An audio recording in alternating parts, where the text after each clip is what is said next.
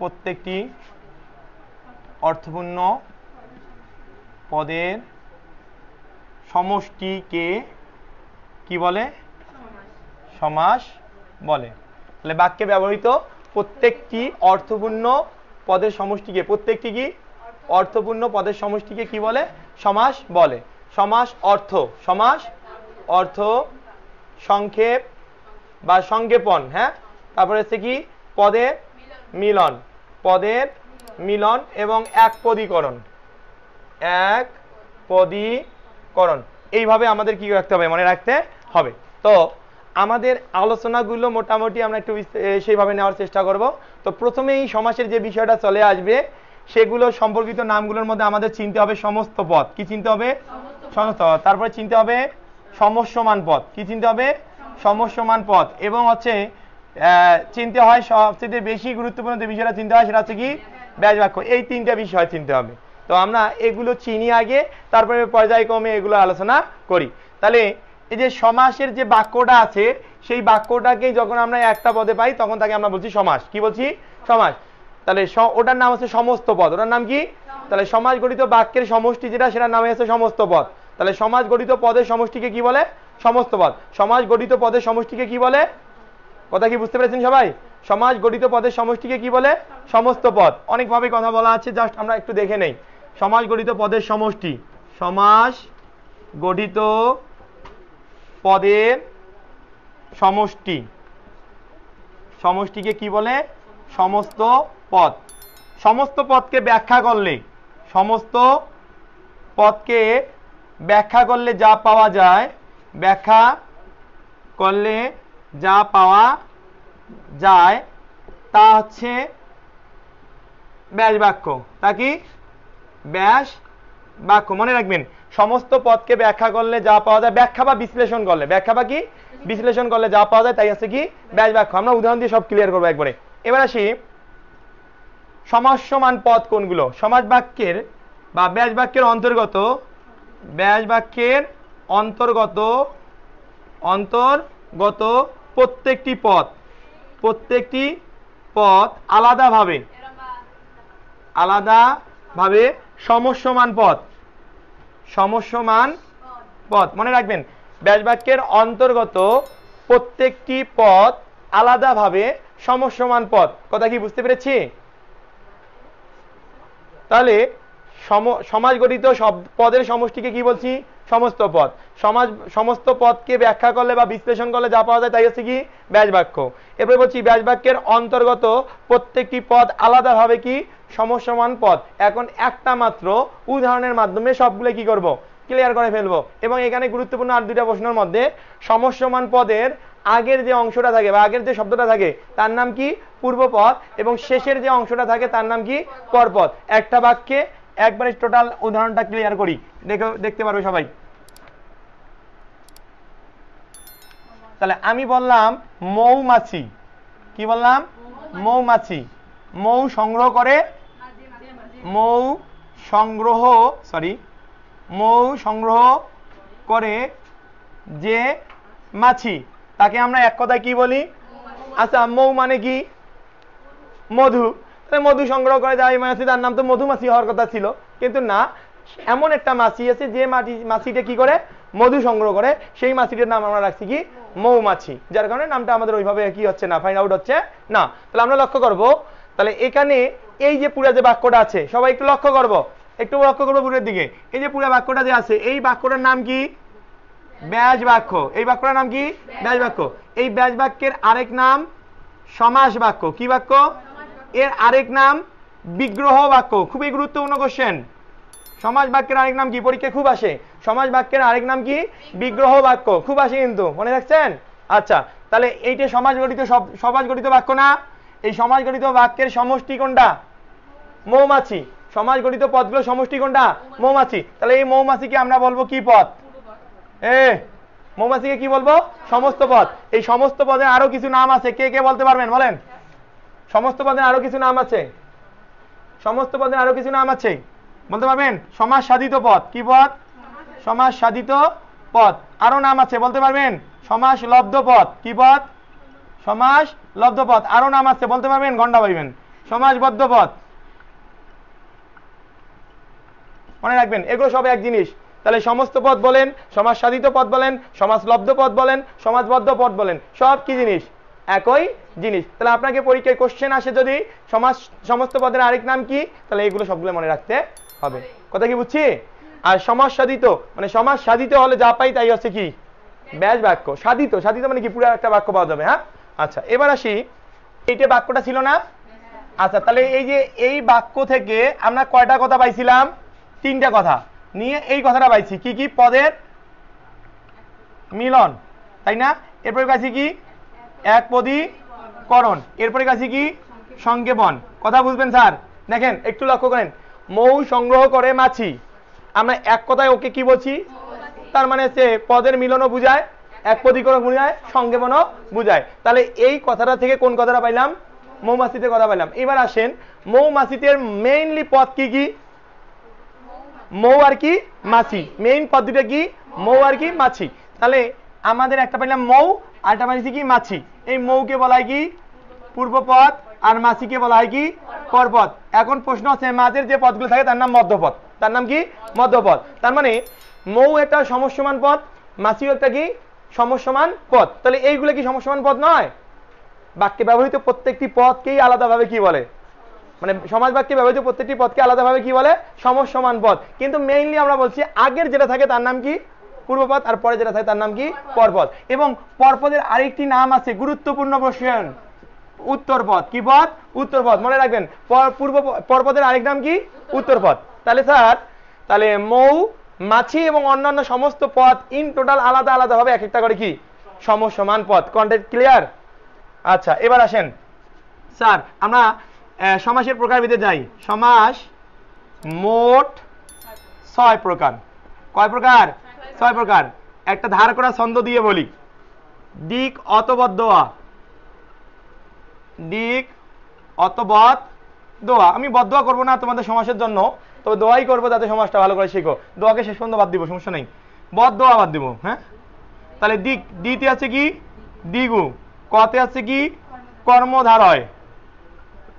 ততে অতে আছে কি? অব্যয়ী ভাব। ততে আছে কি? তৎপুরুষ। বতে আছে কি? বহুব্রী। আর দতে আছে কি? দ্বন্দ্ব। মোটামুটি আমরা এইভাবে সমাসের প্রকারভেদগুলো মনে রাখতে পারি। শুধু একটা ছন্দে দেখো, আমি কিন্তু দোয়াটা এখন এককভাবে আছে, তার মানে দোয়া করলাম, সমাসটা সুন্দরভাবে শেখো। তাহলে দিক, অদ, বদ, দোয়া। এবার আসেন সমাস মূলত, এটা খুবই গুরুত্বপূর্ণ কোশ্চেন। হ্যাঁ, সমাস মোট হচ্ছে 6 প্রকার, কিন্তু মূলত 4 প্রকার। সমাস মূলত 4 প্রকার। এই যে মনে রাখবো আমরা 4 প্রকার। এবং অর্থানুসারে সমাজগুলো কিভাবে চিনবো এবার আমরা দেখে যাই। বৈশিষ্ট্য অনুযায়ী আবার সমাজ 4 প্রকার। বৈশিষ্ট্য অনুযায়ী কয় প্রকার? 4 প্রকার। মূলত কয় প্রকার? 4 প্রকার। তাহলে কোশ্চেন যদি আসে বৈশিষ্ট্য অনুযায়ী সমাজ কয় প্রকার? 4 প্রকার। মূলত কয় প্রকার? 4 প্রকার। আর মোট কয় প্রকার? 6 প্রকার। Concept clear? আসেন, একটা ফ্যান থাকলে ভালো হইতো রে আল্লাহ।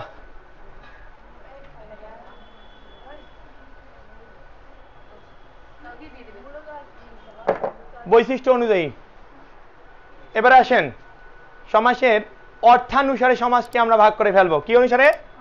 অর্থানুসারে সমাস।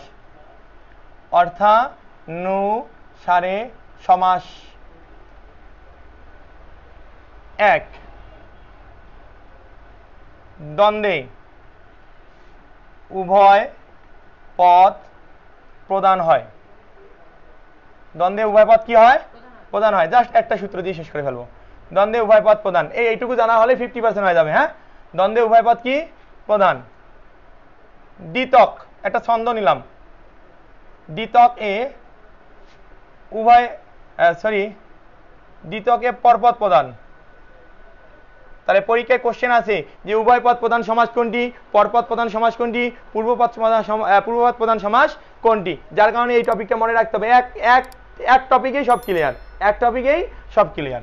তাহলে দ্বিতক এ পরপদ প্রধান। দ্বিতক কি? দ্বিতীয় দিগু, তাহলে ততে তৎপুরুষ, আর কতে হচ্ছে কর্মধারায়। মনে রাখবেন স্যার, তাহলে কর্মধারায় তৎপুরুষ এবং কি দ্বিগু, এই তিনটে সমাসেই কোন পদের প্রাধান্য থাকে? পরপদের। উভয় পদের প্রাধান্য থাকে কোন সমাসে? দ্বন্দ্ব সমাসে। কোন সমাসে? দ্বন্দ্ব সমাসে। 3 নম্বর,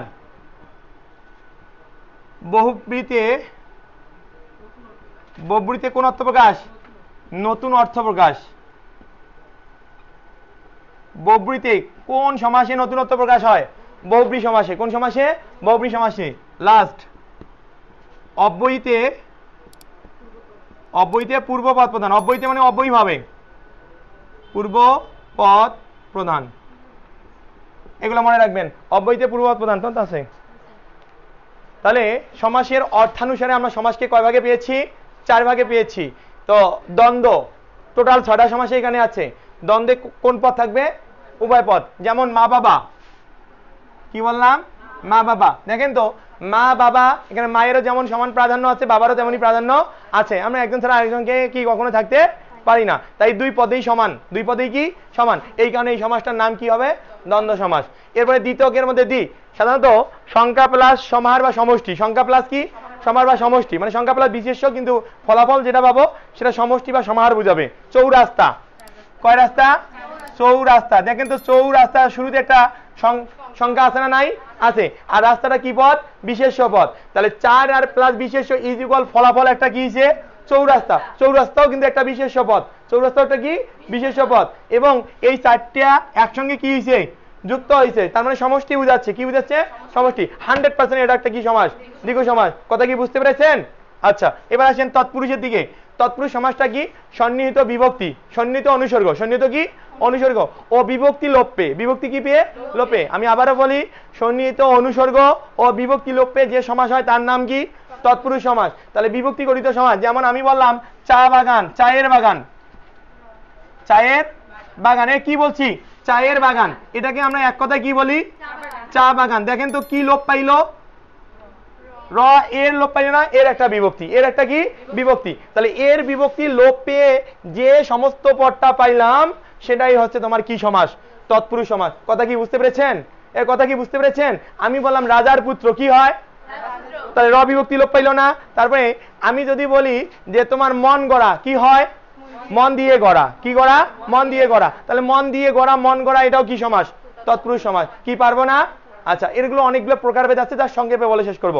এবার আসেন কর্মধারায়। কি সমাস? কর্মধারায়। কর্মধারায় সমাসটা কি?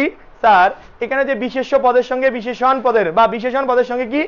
বিশেষ্য পদের, এগুলো কি গুলাই যাবে? কি যাবে? গুলাই যাবে। তাহলে বিশেষ্য পদের সঙ্গে বিশেষণ পদের যেভাবেই তোমার তুলনা করা হোক না কেন, কি করা হোক না কেন, তুলনা করা হোক না, এই তুলনা কখনো সত্য হয়, কখনো মিথ্যা হয়, কখনো অভেদ কল্পনা বুঝায়, কখনো আবার এটাকে মধ্যপদটায় কি হয় ওঠে? প্রধান হয়ে ওঠে। তখন সেই সমাসটা হয়ে যায় কি সমাস? কর্মধারায় সমাস। আমরা যদি একটা উদাহরণ নেই, যেমন আমি বললাম মন মাঝি। কি বললাম? মন মাঝি। এই যে মনকে দেখা যায়, মনকে দেখা যায় না, ধরা যায় না, ছোঁয়া যায় না, কিন্তু কি করা যায়? অনুভব করা যায়। তাহলে বুঝতে হবে এখানে মন মাঝি একটা কর্মধারায় সমাস। কোন কর্মধারায় আমরা প্রকারভেদে পড়ে আসতেছি। কথা কি বুঝতে পেরেছি? তাহলে মন আর মাঝি, মাঝির সঙ্গে কার তুলনা করছি? মনের। তাহলে অবশ্যই এটা একটা কি সমাস হবে? কর্মধারায় সমাস হবে। আবার যদি বলি আমি যে টাক মাতা, কি মাতা? তাহলে কার সঙ্গে কার সম্পর্ক? টাক মাথার যে চুল থাকে না, সাথে মাল নাই, তাহলে কি বলে? টাক মাথা। তাই মাথায় কি থাকে না? চুল থাকে না। কি থাকে না? চুল থাকে না, তাকে বলে টাক মাথা, তাই না? তাহলে এই যে মাথার সঙ্গে সম্পর্ক কিসের? টাকের। আমি কিন্তু অন্যতে বলি না, কখনো বলি কি না। তাহলে টাক যে মাথা, সেই মাথাকে আমরা কি বলতেছি? টাক মাথা। এখানে কিন্তু মাথার সঙ্গে সম্পর্ক আছে না নাই? আছে না নাই? যদি না থাকতো কি সম্পর্কটা আসতো না? তুলনা করছি, আমার স্বাভাবিক একটা ব্যক্তির সঙ্গে আরেকটা ব্যক্তি তুলনা করছি, যে ব্যক্তির মাথায় কি নাই? চুল নাই। তাহলে অবশ্যই এটা একটা কি সমাস?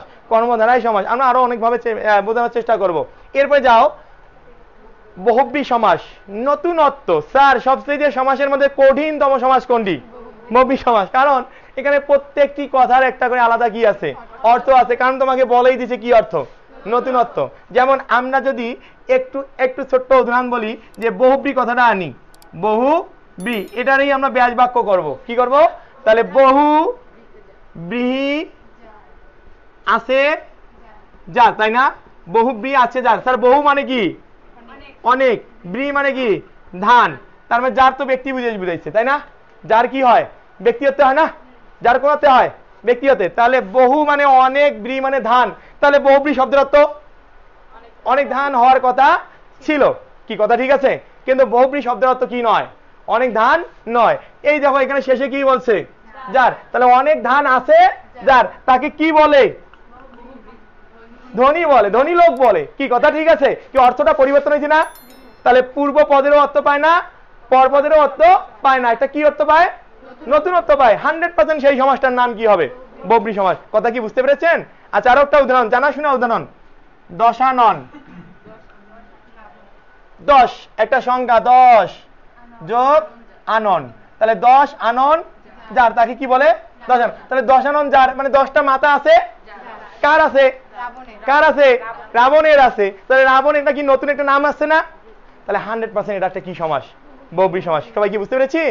আচ্ছা, এবারে বিস্তারিত আলোচনা যাওয়ার আগে আরো একটা সমাস আছে, কি? অবিভাব সমাস। স্যার, অব্যয়ীভাব সমাসটার ক্ষেত্রে যে বিষয়টা আপনাকে বেশি মাথায় রাখতে হবে সেটা হচ্ছে পূর্বপদে একটা উপসর্গ থাকবে। কি থাকবে? পূর্বপদে কি থাকবে? তাহলে অব্যয়ীভাব সমাজ চেনার সবচেয়ে বড় টেকনিক হচ্ছে উপসর্গ দিয়ে। কি দিয়ে? তাহলে উপসর্গের সাহায্যে যে সমাজটি চেনা যায় তার নাম হচ্ছে কি? অব্যয়ীভাব সমাজ। কারণ এখানে পূর্বপদ ওই উপসর্গটাই কি? প্রধান। ওই উপসর্গটাই কি? প্রধান। দেখেন, আমি বললাম অব্যয়ীভাব সমাসের ক্ষেত্রে, আমি বললাম হা ভাত। হা ভাত বলতে আমরা কি বুঝি? কি বুঝি? তাহলে হাটা অভাব অর্থে বুঝাইছে। কি অর্থে? কিসের অভাব? ভাতের অভাব। মনে রাখবেন, ভাতের অভাব। এই ভাতের অভাবকে আমরা কি বললাম? এই হা একটা কি? একটু আগে পড়ে যাচ্ছি, উপসর্গ। হা একটা কি? কোন উপসর্গ বলেন দেখি? বাংলা উপসর্গ। কোন উপসর্গ? বাংলা ভাষায় শশা সুহা। কি পড়ে আসলাম না? দেখেন ভুলে গেছেন। তাহলে মনে রাখবেন, আমরা একটা টেকনিক দিয়েই উপসর্গ একবারে শেষ করবো, মানে হচ্ছে অব্যয়ীভাব সমাসটা শেষ করবো। আহা নিরপরাধ বেবীদের উপকারের প্রতি যথার্থ উৎসাহ থাকা উচিত। এখানে ব্যবহৃত যে উপসর্গগুলো আছে এগুলো দ্বারা গঠিত শব্দ বেশিরভাগই তোমার কি? অব্যয়ীভাব। বুঝতে পেরেছেন? কি বলছি? আহা নিরপরাধ বেবীদের, আমি লিখে দিচ্ছি সবার সুবিধার জন্য, এগুলো সব ক্লিয়ার করে দিলাম। হ্যাঁ, আমরা নতুন ভাবে আবার A to Z আলোচনা করে দিব। অনেক বড় টপিক, এই তোমার 30 মিনিটে আলোচনা বা 40 মিনিটে আলোচনা করার মতো নয়। সংক্ষেপে আমি যতটুকু বুঝাচ্ছি, পুরো সমাজটা আলোচনা করলাম না? অনেকটা পুরো সমাজটা আলোচনা করছি না? আচ্ছা, তাহলে এবার আসেন, আমি যেটা বলেছি যে অব্যয়ীভাব সমাস, একবার শেষ থেকে শুরু করলাম। অব্যয়ীভাব সমাসের চেনার ক্ষেত্রে, অব্যয়ীভাব সমাসের চেনার ক্ষেত্রে চেনার উপায়, 1 নম্বরে পূর্বপদ প্রধান। কি প্রধান? পূর্বপদ প্রধান। পূর্বপদ প্রধান হয়। 2 নম্বর, এক কথায় প্রকাশ করা যায়। এক কথায় প্রকাশ করা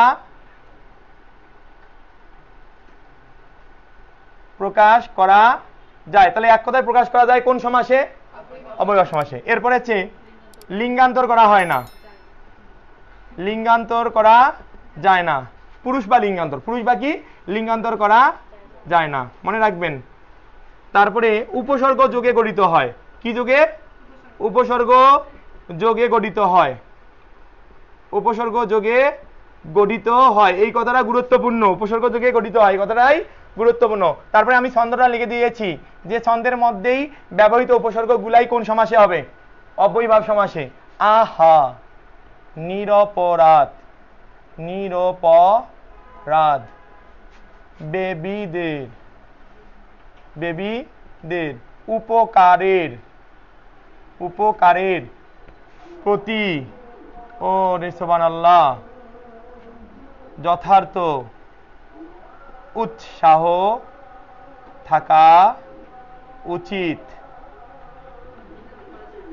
তাহলে এই যে এখানে আ হা নি, নি পরা বেবি উপ পুতি যথা উত, এইগুলো দ্বারা গঠিত সমস্ত শব্দই তোমার কি হয়ে যাবে? কি হয়ে যাবে? অব্যয়ীভাব সমাস। আজানটা থামুক, এরা আমার সঙ্গে। তাহলে অব্যয়ীভাবে কোনো সমস্যা আছে? দুই একটা উদাহরণ দেই। উপগ্রহ, উপ দিয়ে গঠিত শব্দ। দেখেন উপগ্রহ কিসের সদৃশ? উপগ্রহটা কিসের সদৃশ? গ্রহের সদৃশ। গ্রহের মতো না? তাহলে ব্যাস বাক্য হচ্ছে গ্রহের সদৃশ। একটু দেখে নিলেই হবে। হ্যাঁ, পড়ে না। গ্রহের সদৃশ। কিসের সদৃশ? গ্রহের সদৃশ। তাহলে মনে রাখতে হবে এই উপগ্রহের মধ্যে দেখেন তো একটা কি উপসর্গ, তাহলে এটা কোন সমাস? তারপরে বললাম আহার, কি ব্যাপার আছে? এটাও কোন সমাস? অব্যয়ীভাব সমাস। আমি বললাম উপনদী, কি বললাম? দেখেন তো কোন সমাস? তারপরে আমি বললাম যথারীতি, কি আছে? আছে না নাই? তারপরে আমি বললাম আমি বললাম নিরামিষ, কি বলছি? আছে না নাই? দেখেন তো এইরকম করে স্যার আপনার মোটামুটি অনেকগুলা বের করতে পারবেন। অত করলে আমাদের কি হবে না, আলোচনা আগাবে না।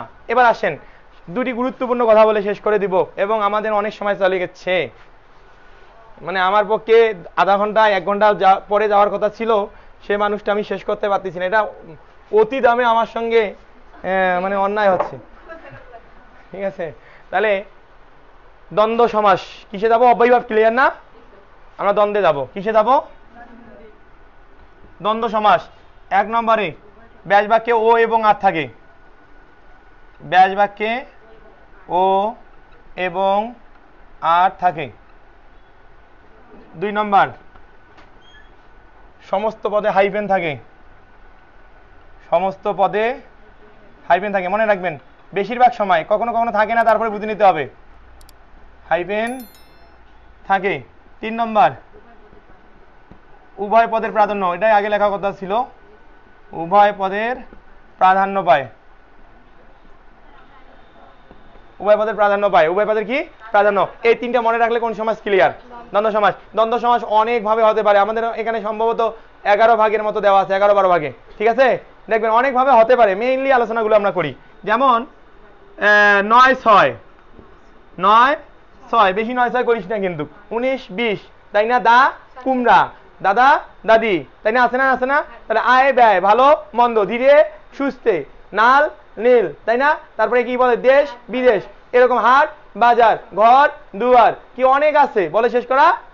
এই সমস্ত শব্দ কি শব্দ? তার মানে প্রত্যেকটার মাঝে কি আসবে? কিন্তু কখনো কখনো হাইফেন না থেকেও কি হতে পারে? দ্বন্দ্ব সমাস হতে পারে। কি রকম? তার বড়তম উদাহরণ হচ্ছে এই যে এইটা, জায়া ও পতি। পড়েন নাই? পড়েন নাই? তাহলে দেখেন তো এখানে দম, দম মানে হচ্ছে কি? স্ত্রী, আর পতি মানে কি? স্বামী। তাহলে আমরা যদি এটাকে ভাঙি এভাবে লিখি দম ও পতি, তারপরেও হবে, তবে বেটারমেন্ট হয় কোনটা? জায়া ও পতি। তাহলে মনে রাখতে হবে এই দম্পতি শব্দটা হচ্ছে কোন সমাস? কি পারবেন? সমস্যা হবে? সবচেয়ে গুরুত্বপূর্ণ আর দুটো অলুক দ্বন্দ্ব। কি দ্বন্দ্ব? এতক্ষণ যতগুলো কথা বলছি সব হচ্ছে সাধারণ দ্বন্দ্ব। কি দ্বন্দ্ব? সাধারণ দ্বন্দ্ব। এবার হচ্ছে অলুক দ্বন্দ্ব। দেশে বিদেশে, দেশে উভয় পদের বিভক্তি যদি লোপ না পায় এবং বিভক্তি যদি একই হয়, তাহলে সেটা কোন দ্বন্দ্ব? দেশে বিদেশে, লালে নীলে, হাতে পায়ে, ধীরে সুস্থে, বুঝতে পেরেছেন? তাহলে এইগুলো সবগুলো কোন সমাস? অলুক দ্বন্দ্ব সমাস। দ্বন্দ্ব সমাস, কিন্তু কোন দ্বন্দ্ব? আরেকটা আছে বহুপদী দ্বন্দ্ব। কি দ্বন্দ্ব? তাহলে বহুপদী দ্বন্দ্বের ক্ষেত্রে যে বিষয়টা মাথায় রাখতে হবে, একাধিক পদ থাকবে। কি থাকবে? যেমন সাহেব বিবি গোলামের বেটা গোলাম, সাহেব বিবি গোলাম, যদি একটু রাগ হয় গোলামের বেটা গোলাম, তাহলে সাহেব বিবি গোলাম, তাহলে সাহেব বিবি ও গোলাম, এটা এক কথা, এটা কোন সমাস? বহুপদী দ্বন্দ্ব সমাস। কি সমাস? তারপরে আমাদের আরো বইয়ে উদাহরণ যদি দেই, হাত পা চোখ কান নাক মুখ, অনেকগুলো যায় না? হাত পা চোখ কান নাক মুখ, তাহলে এই যে অনেকগুলো কথা চলে আসছে, তাহলে কোন সমাস? দ্বন্দ্ব সমাস। কোন সমস্যা আছে? না। দ্বিগুতে চলে যাই। দ্বিগু সমাজের সঙ্গে কম্পেয়ার করবো বহুব্রী সমাস। বহুব্রী সমাসের সংখ্যাবাচক বহুব্রী। এত কথা বলে শেষ করা যায়? আসলে আসলে টপিকটা এত কঠিন একটা, আসলে দ্বিগু আর এদিকে দিলাম সংখ্যাবাচক বহুব্রী। সংখ্যাবাচক কি? বহুব্রী, একবারে বোঝানোর জন্য, বুঝতে পেরেছেন? আমি মনে আর কথা বলতে পারবো না। দ্বিগু আর কি? সংখ্যাবাচক বহুব্রী। তাহলে দ্বিগু সমাসের ক্ষেত্রে মনে রাখবেন সংখ্যা প্লাস বিশেষ্য ইকুয়াল বিশেষ্য, এবং এটা সমাহার কি বুঝায়? সমাহার বা সমষ্টি বুঝায়। আর এটার ক্ষেত্রে আসবে সংখ্যা প্লাস বিশেষ্য ইকুয়াল বিশেষণ। এখানে নতুনত্ব বুঝায়। কি অর্থ বুঝায়? নতুনত্ব বোঝায়। আসেন একটু লক্ষ্য করি, উদাহরণ দিয়ে শেষ করব, আমার পক্ষে আজ সম্ভব না। তে মাতা, কটা মাতা? 3 মাতার সমাহার। তাহলে 3টা মাতা একসঙ্গে যুক্ত হয়েছে, তখন তার নাম দ্বিগু সমাস। এই পাশে বললাম চৌপায়া, কয়টা পায়া? 4টে পায়া কি একসঙ্গে যুক্ত আছে না আলাদাভাবে যুক্ত আছে? বুঝে বলেন, টেবিলের 4টে পায়া কিভাবে আছে? আলাদা আছে। আর রাস্তা 4টে একসঙ্গে এসে কি হয়েছে? যুক্ত হয়েছে। 3টে রাস্তা একসঙ্গে কি হয়েছে? যুক্ত হয়েছে। সমষ্টি বোঝাচ্ছে। আর এটা সমষ্টি কিন্তু আলাদাভাবে, কিভাবে? আলাদাভাবে। এবং চৌপায়া দ্বারা কাকে বোঝায়? টেবিলকে বোঝায়। তার মানে কি নতুনত্ব কি না? তে মাতা দ্বারা কি নতুনত্ব কোনো কিছু বোঝাচ্ছে না? রাস্তাকেই বোঝাচ্ছে, যা বুঝাচ্ছি তাই বুঝাচ্ছে। কিন্তু এখানে কি বুঝাচ্ছে? নতুন কিছু বুঝাচ্ছে। এই দুটাই পার্থক্য। তারপরে আমি এখানে বললাম 7 নদী, কয়টা নদী? 7 নদী, সমষ্টিকে 7 নদী বলছে, আলাদা কোনো অর্থ না। আর এখানে বললাম যে তোমার হচ্ছে 10 গজি, কি বললাম? 10 গজি। 10 গজি কি? কাপড়কে বোঝায়। কাকে বোঝায়? 10 গজ পরিমাপ যার, তাকে কি বোঝায়? কাপড়। একটা থানের মধ্যে অনেকগুলো কাপড় থাকে না? থাকে না? থাকে থাকে। তারপরে দেখেন এখানে বললাম ত্রিমোহনী বা 7 মাতা। ত্রিমোহনী, কয়টা মোহনা? 3টা মোহনাকে একসঙ্গে বলে তোমাদের ওদিকে ত্রিমোহনী। হ্যাঁ, ও যাই হোক ওদিকে। তাহলে ওটাকে কি বলে? ত্রিমোহনী। তাহলে 3টা মোহনা একসঙ্গে যুক্ত হলে তাকে কি বলছে? ত্রিমোহনী। কোন সমাস? দ্বিগু সমাস। কথা কি বুঝছেন? আলাদা নাম বুঝাচ্ছে না, একই জিনিস বুঝাচ্ছে? একই জিনিস। তার মানে বিশেষ্যই থাকতেছে। আবার এই দিকে আসে নতুন নতুন অর্থ প্রকাশ পাচ্ছে। যদি আমি কি বলি দোতারা, এই দোতারা বলতে কয়টা তার? 2 তার যে যন্ত্রে, তাকে কি বলে? দোতারা। তার দুটো একত্রে আছে না আলাদা হয়? একই জিনিসের মধ্যে কিন্তু কিভাবে আছে? আলাদা হয়। আর দোতারা বলতে একটা বাদ্যযন্ত্রকে বোঝায়। তার মানে নতুনত্ব কি না? তাহলে কোন সমাস হবে? সেতার। সেতার মানে কয়টা তার? 3 তার যার। 3 তার যে যন্ত্র তাকে বলে কি? সেতার। সেতার কেউ একটা বাদ্যযন্ত্র। তার মানে নতুনত্ব কি না? 100% নতুনত্ব। তাহলে কি আপনারা কম্পেয়ার করতে পারবেন? যেটা আছে নতুনত্ব বোঝায় তার নাম কি? সংখ্যাবাচক বহুব্রী। আর যেটা সরাসরি তার নাম দ্বিগু। পারবেন না? এটার মধ্যে আর কোনো কথা আছে? দ্বিগু সমাসটা সবচেয়ে সহজ এবং ছোট সমাস। আর বহুব্রী এবং তৎপুরুষটা আপনার বাসায় একটু দেখে নেবেন। যদি কোনোভাবে কঠিন মনে হয়, মানে বুঝতে পারতেছেন না, বহুব্রীতে একটু আলোচনা করলাম তাই না? যদি মনে হয় যে একটু সমস্যা হয়, নেক্সট ক্লাসের আলোচনার টপিকটা সহজ আছে। হ্যাঁ, নেক্সট ক্লাসে আলোচনার টপিকটা কি আছে? ছোট আছে। আমি ওইটুকু একটু আলোচনা করে দিয়ে শেষ করবো। হ্যাঁ, আচ্ছা। তাহলে আমি আজকে আর একটা সমাসে আলোচনা করব, সেটা আছে কর্মধারায় সমাস। কি সমাস? কর্মধারায়। দেখেন এটা একবারে শেষ করে দেই। স্যার প্রথমে হচ্ছে সাধারণ কর্মধারায়। কি কর্মধারায়? সাধারণ কর্মধারায়। তারপর হচ্ছে উপমান কর্ম, এটা নির্দিষ্ট প্রকারভেদ হয় না, হ্যাঁ, নানাভাবে হতে পারে। উপমান কর্মধারায়। তারপর হচ্ছে উপমিত কর্মধারায়। তারপর হচ্ছে রূপক কর্মধারায়। আর আছে রূপক কর্ম কি মধ্যপদলোপী কর্মধারায়।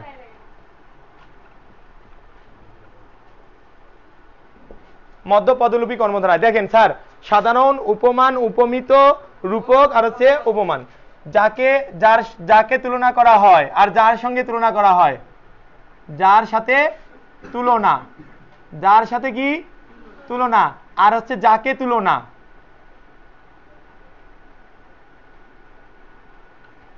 এই দুটো কথা। আচ্ছা, তাহলে আমাদের দুটো কথা আছে, কি দেখি? একটা আছে যার সঙ্গে তুলনা, আর একটা কি? যাকে তুলনা। যার সঙ্গে তুলনা এটা আছে উপমান, এটা কি? উপমান। আর যাকে তুলনা এটা আছে উপমেয়, এটা কি? উপমেয়। মনে থাকবে? এই দুটো কথা মনে রাখতে হবে। আমি আবার বলি, যার সঙ্গে বলি যার সঙ্গে তুলনা তার নাম কি? উপমান। আর যাকে তুলনা সেটা হচ্ছে কি? উপমেয়। এই উপমেয়টাকে আমরা কি বলতেছি? অবহিত। ঠিক আছে। আচ্ছা, এবারে আসি সাধারণ কর্মধারায় সমাসের চেনার ক্ষেত্রে কয়েকটা বিষয় মনে রাখবেন। যা, যিনি, তিনি, এই 3টি বিষয় থাকলে বুঝবেন ওটা কি? সাধারণ কর্মধারায়। এবং মাঝে কখনো কখনো যেও থাকে। কি থাকে? যেও থাকে। তাহলে বুঝতে হবে এগুলো কোন সমাস? সাধারণ কর্মধারায় সমাস। কয়েকটা উদাহরণ সংক্ষেপে বলে দেই। যা কি? যা কাঁচা তাই মিঠা। যা কাঁচা তাকে এক কথায় কি বলি? কাঁচা মিঠা। তাহলে কোন সমাস? কর্মধারায় সমাস। কোন সমাস? কর্মধারায় সমাস। এরপরে যিনি জজ তিনি সাহেব, এক কথায় কি বলছি? জজ সাহেব। কি বলছি? কোন সমাস? যিনি গিন্নি তিনি মা, এক কথায় কি বলছি? গিন্নি মা, তাই না? এরপর দেখেন যে সিদ্ধ যে আলু, এক কথায় কি বলি? সিদ্ধ আলু। বা আলু যে সিদ্ধ, তাকে কি বলছি? আলু সিদ্ধ না সিদ্ধ আলু? আলু সিদ্ধ। কি বলি? আলু। তাহলে ভাজা যে বেগুন, এক কথা কি বলছি? বেগুন ভাজা না ভাজা বেগুন? বেগুন ভাজা। কি বলি? বেগুন ভাজা। টাক যে মাথা, এক কথা কি বলি? টাক মাথা। বুঝতে পেরেছেন? তাহলে এগুলো কোন সমাস? কর্মধারায়। এবার আসেন উপমান কর্মধারায় সমাসের ক্ষেত্রে একটা তুলনা হবে। কি হবে? তুলনা প্লাস সত্য এবং সাদৃশ্য থাকবে। কি থাকবে? সাদৃশ্য মানে কি? তুলনাটা ঠিক থাকবে। তুলনাটা কি থাকবে? ঠিক থাকবে। কাজল কালো, কাজল কালো। তাহলে ব্যাস বাক্যের মাঝে কি থাকে? ন্যায় বা মত। ন্যায় বা কি? ব্যাস বাক্যের মাঝে কি থাকবে? উপমান কর্মধারায় সমাসের ব্যাস বাক্যে কি থাকে? ন্যায় বা মত। তাহলে কাজল কালো কি হয়? কাজলের ন্যায় কালো। তাহলে দুটোই কি আলাদা না এক জাতীয় রূপ? কাজল আর কালো দুটোই দেখতে আলাদা না একই? একই। তার মানে তুলনা করছি, তুলনাটা কি? মিল আছে না নাই? তাহলে তুষার শুভ্র, তুষার মানে কি? বরফ। শুভ্র মানে কি? সাদা। বরফ দেখতে কেমন? তুলনা সত্য না মিথ্যা? তাহলে কোন সমাস? কুসুম কোমল। কুসুম কি? নরম। কোমল মানেও কি? দুটোই কি একই না আলাদা? তাহলে কোন সমাস? উপমান কর্মধারায় সমাস। এবার আসে উপমিত। বুঝতে পেরেছেন? উপমিত কর্মধারায় সমাস। উপমিত কর্মধারায় সমাসের ক্ষেত্রে তুলনাটা কি হবে? তুলনা মিথ্যা। তুলনা কি? মিথ্যা। এবং সাদৃশ্য না বৈসাদৃশ্য বলেন? বৈসাদৃশ্য। আচ্ছা, কি রকম? যেমন আমি বলছি পুরুষ সিংহ, কাউকে যদি কুত্তার বাচ্চা করে রাগ হয়, শয়তানের বাচ্চা করলেও রাগ হয়, বাঘের বাচ্চা করলে ফির খুশি হয়। বাঘের বাচ্চা রে সেই খুশি হয়। পুরুষ সিংহ, পুরুষের সঙ্গে সিংহ তুলনা করছে। সিংহ কোনোদিন পুরুষ হতে পারবে? পুরুষ কোনোদিন সিংহ হতে পারবে? তুলনাটা কি? মিথ্যা। আর এটা কোন সমাস হবে? উপমিত কর্মধারায় সমাস। কথা কি বুঝতে পেরেছেন? বুঝতে পেরেছেন? আচ্ছা, অধর পল্লব, অধর পল্লবের ন্যায়। অধর মানে কি? ঠোঁট। ঠোঁট। পল্লব মানে কি? পাতা। ঠোঁটকে কিসের সঙ্গে তুলনা করছে? ঠোঁট কোনদিন পাতা হতে পারবে না। তারপরে হচ্ছে মুখচন্দ্র। কি? মুখচন্দ্র। মুখের সঙ্গে কার তুলনা করছে? হইবে কখনো? বা তোমার মুখ চাঁদের মতো। কি বলছে? চাঁদের মতো। আরে চাঁদ কোনদিন মুখ হইতে পারে না? তুলনা করতেই পারে। তুলনা কি? মিথ্যা। তাহলে কোন সমাস? ক্লিয়ার? কথা ক্লিয়ার? এবার যান রূপক। শেষ করে দেবো এই সমাসে। এই দুটোই শেষ আজকের আলোচনা। রূপক কর্মধারায় পূর্বপদ দেখা যায় না, ধরা যায় না, ছোঁয়া যায় না, কিন্তু কি করা যায়? অনুবাদ। এক কথায় অবেদ কল্পনা। কি কল্পনা? অবেদ কল্পনা। বুঝালে কোন সমাস? রূপক। এটার মাঝে ন্যায় বা মত, এটা শেষে ন্যায় বা মত, আর এটা হচ্ছে কি? মাঝে হচ্ছে কি? রূপ। মাঝে কি? রূপ। মন মাঝি, মন মাঝি তোর বৈঠানে রে, আমি আর বাইতে পারলাম না। তাহলে কি বলছে? মন মাঝি। মন রূপ, মন রূপ। মনকে দেখা যায়? যায় না। বিষাদ সিন্ধু। বিষাদ মানে কি? দুঃখ। দুঃখকে দেখা যায় না। তাহলে বিষাদ রূপ সিন্ধু। কোন সমাস? রূপক। রূপক সমাস। তারপরে হচ্ছে ভব নদী, ভবরূপ নদী। কোন সমাস? রূপক। যৌবন সূর্য, যৌবনকে দেখা যায় না স্যার। তাহলে কোন সমাস? রূপক কর্মধারায় সমাস। মধ্য পদলোপীয় কর্মধারায় লাস্ট, যার মাঝের পদটাই প্রধান, আশ্রিত। মাঝের পদটাই কি? প্রধান। ঘর জামাই। দেখেন ঘর জামাই কাকে বলে? যে জামাই ঘরে আশ্রয় নেয় তাকে কি বলে? একটা জামাই শ্বশুর বাড়ি যাচ্ছে, কি ঘর জামাই থাকলে থাকবে আরো আসবে না? ঘরের মধ্যে আছে, ওকে কি ঘর জামাই বলা যাবে? না। ঘর থেকে বাইরে বেড়াইছে একটা জামাই, ওকে ঘর জামাই বলা যাবে না। ঘরে যে জামাইটা কি নিয়ে আছে? আশ্রয় নিয়ে আছে, সেই জামাইকে আমরা কি বলি? ঘর জামাই। তাহলে ঘর জামাই কোন সমাস? স্মৃতিসৌধ। একটা সৌধ নির্মাণ করা হয়েছে কিসের জন্য? স্মৃতি রক্ষা করার জন্য। তাহলে স্মৃতি রক্ষার্থে সৌধ, তার নাম কি? স্মৃতিসৌধ। কোন সমাস? মধ্যপদলোপীয় কর্মধারায় সমাস। এইভাবে পলান্ন, পল মিশ্রিত অন্ন। পল মানে কি? গোস্ত। মিশ্রিত অন্ন মানে ভাত। তাহলে গোস্ত মিশ্রিত ভাতকে কি বলে? পলান্ন বলে। তাহলে সেটাকেও কোন সমাস বলবে? এরকম করে অনেক বলা যাবে, আমি বলে শেষ করতে পারবো না। তাহলে আশা করি যতটুকু আলোচনা হয়েছে, লং টাইম প্রসেস। আমার অসুস্থতা, আমি এখানে এসে বোধহয় সুস্থ আরো হয়ে গেলাম না অসুস্থ হলাম আমি নিজেও জানি না। তো আজকের মতো এতটুকু আলোচনা আমাদের থাকবে। তো আমাদের বাকি থাকলো হচ্ছে বহুব্রী সমাস এবং তৎপুরুষ সমাস। এইটা নিয়ে আমরা একটা লেকচার আবার পরবর্তীতে কি করব? আলোচনা করব ইনশাআল্লাহ। এবং আমাদের আজকের এই আলোচনাটি জানি সুন্দর হয় নাই, তারপরে সুন্দর করার চেষ্টা করেছি। আপনাদের যদি এই আলোচনাটি ভালো লেগে থাকে তাহলে আপনারা প্রত্যেকে আমাদের পাশে থাকবেন, লাইক কমেন্ট শেয়ার দিয়ে পাশে থাকবেন। সবাইকে ধন্যবাদ। আল্লাহ হাফেজ।